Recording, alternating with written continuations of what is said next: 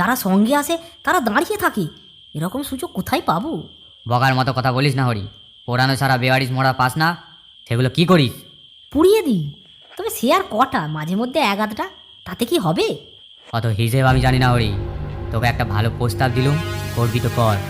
চোরাগোপ্তার মাঠের উত্তর কোণে যে ছোট টালির ঘর রয়েছে, আমরা ওই ঘরে প্রত্যেক রাতে থাকি। যারা আমাদের সঙ্গে কাজ করে গভীর রাতে তারা মোড়া এনে দেয়, টাকা নেয়, চলে যায়।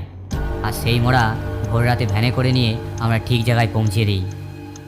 যদি পারিস জোগাড় করতে, তাহলে রাত 12টার পর চোরাগোপ্তা মাঠের উত্তর ঘরে লাশ নিয়ে যাস। সঙ্গে সঙ্গে নগদ টাকা পাবি।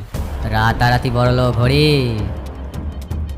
তবে একটা কথা শুনে রাখ, পারিস বা না পারিস, কথাটা 5 কান করবি না। জানতে পারলে আমার দলের লোকেরা তোকে লাশ বানিয়ে দেবে, আর কিচ্ছু করার থাকবে না।